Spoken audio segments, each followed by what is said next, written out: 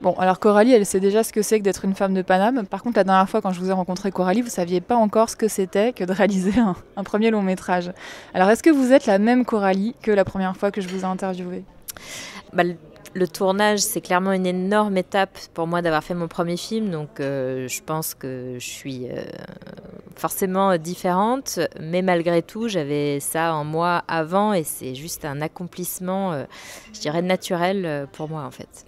Donc, vous aviez ça en vous. À quelle étape vous avez eu le sentiment qu'il n'y avait pas que vous qui croyiez au projet?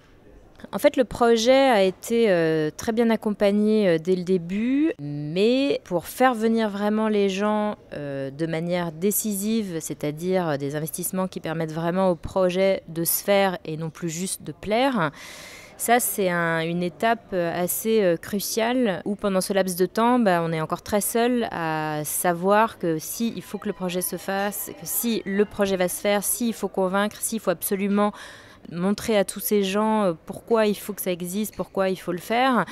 Et même si on est entouré pendant le stade du financement ou du montage financier du film, le projet, tant qu'il n'existe pas, on est encore très seul avec. Et même en fait jusqu'à la phase du montage, c'est-à-dire que même pendant le tournage, il y a parfois certaines personnes sur le set qui ne comprennent pas vraiment où vous voulez aller.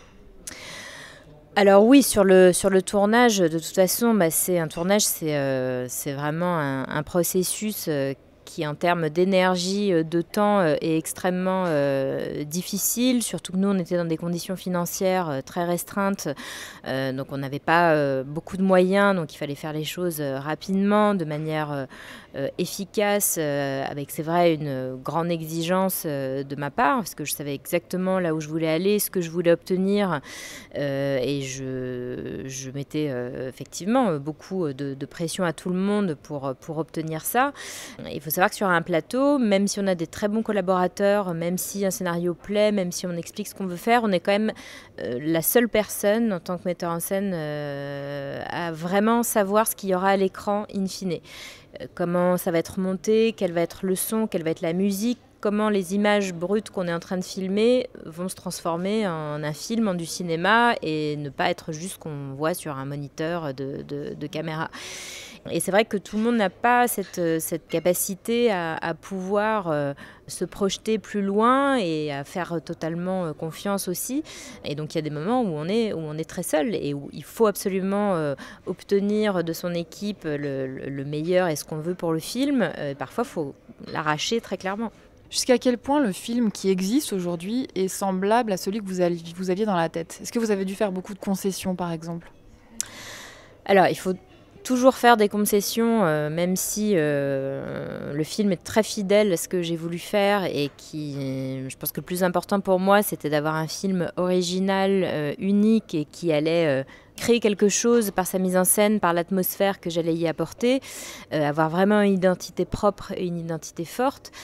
Après, ce que j'ai vraiment expérimenté aussi et ce à quoi je crois profondément, c'est qu'un film, au final, malgré toute la préparation qu'on peut faire, tout le perfectionnisme qu'on peut avoir, toute l'immensité de travail qu'on peut mettre en œuvre en amont pour préparer, pour tout planifier, ça reste un moment, une alchimie.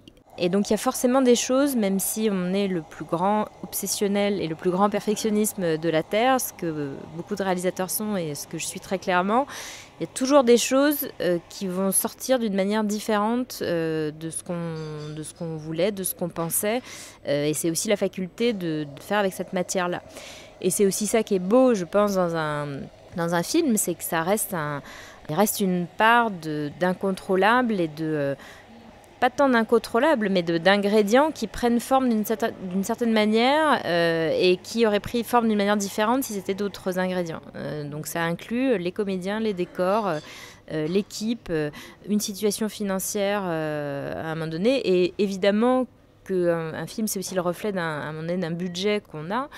Après, de prendre ça en considération, ça permet de créer une œuvre qui va avoir ses contraintes propres et qui, souvent, ces contraintes peuvent être très créatives, en fait. Et d'avoir une carte blanche n'est souvent pas forcément une aide, et c'est aussi des obstacles et des contraintes que naissent la créativité et des choses auxquelles on n'aurait pas pensé et qui permettent de manière très simple, très symbolique, de dégager des idées fortes. Ouais. En parlant d'idées fortes, Coralie, si j'ai voulu que vous fassiez partie des Femmes de Paname 2018, c'est parce que je sens que votre film va aussi rencontrer l'actualité l'année prochaine. Alors c'est quoi le pitch de votre film en une phrase ? C'est l'histoire de 3 hommes qui sont dans une villa très luxueuse dans une zone désertique, et l'un d'eux vient avec sa jeune maîtresse qui est une Lolita ultra sexy qui attire la convoitise des 2 autres et qui va se retrouver victime d'une agression de l'un d'entre eux et être laissée pour morte dans le désert. Sauf qu'elle n'est pas morte et elle va aller se venger un par un dans le désert de ses agresseurs. Donc c'est ce qu'on appelle parfois dans l'univers des films de genre un rape and revenge movie, c'est-à-dire un film où l'héroïne est violée et se venge ensuite. Voilà, alors moi en fait c'est vrai que je l'ai pensé vraiment en termes de revenge movie et pas tant de rape and revenge. Parce qu'en fait pour moi le viol était en fait l'élément qui permettait en fait de faire presque la synthèse de toutes les violences qui peuvent arriver aux femmes, que ce soit violence physique, violence verbale, violence psychologique, violence sexuelle. Et le viol est quelque part le pire, ou en tout cas un truc très, très choc qui permet d'avoir ce déclencheur et de symboliser toute cette violence qui s'abat sur le personnage. Et déclencher sa renaissance, sa vengeance et sa prise de parole au sens symbolique qui là se traduit par une violence guerrière. Voilà, donc c'est vraiment comme ça moi que je l'ai imaginé et pour moi il prenait son intérêt en fait.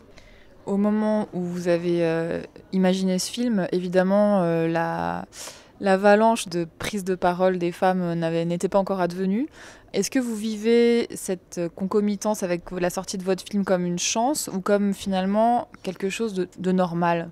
En fait, c'est effectivement très surprenant la concomitance de la sortie du film avec ce mouvement que je pense être pour moi un mouvement majeur de prise de parole.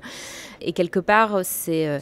alors une chance, j'aurais préféré que l'actualité soit différente, mais je pense que c'est une chance au sens où ça permet de renforcer encore les voix, d'avoir une tribune médiatique qui permet de parler de ce qui se passe encore et aussi longtemps qu'il le faudra. Et surtout, ça a été une sublime manière de montrer de manière symbolique ce qui pouvait se passer de manière très réelle et très concrète dans la réalité et qui existait déjà et qui était déjà maintes et maintes fois dit, sauf que ce n'était pas écouté en fait. Et je dis souvent que le film est vraiment une métaphore sur le fait pour les femmes de prendre la parole et de ne plus rester silencieuses et de ne plus rester dans un statut de victime et d'être enfermée par la peur et de s'affirmer dans cette prise de parole.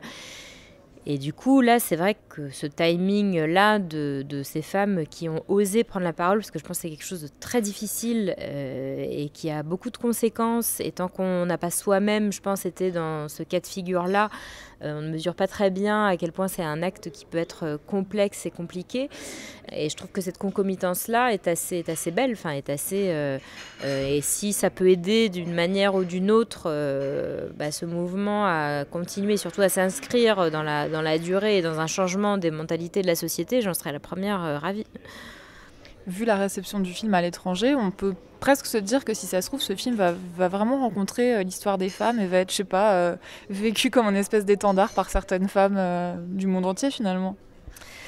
Ah bah ce serait super. Effectivement, j'avais la comédienne Mathilda Lutz qui me racontait qu'à la sortie d'une projection en Italie au Festival de Turin, il y avait un groupe de filles qui s'étaient précipitées sur elle en lui disant "You're all of us". Et elle avait été... Vous êtes nous toutes, du coup, ça veut dire. Voilà, exactement. Vous êtes nous toutes. Donc elle se sentait comme un étendard et comme un beau drapeau de ce combat-là. Et je pense que les œuvres d'art permettent d'être aussi les vecteurs de choses qui infusent dans la société. Et tant mieux si le film, à un moment donné, rencontre ça. Bah, c'est tout le bien qu'on vous souhaite en tout cas. Donc merci beaucoup Coralie d'avoir pris la parole du coup vous. Merci beaucoup.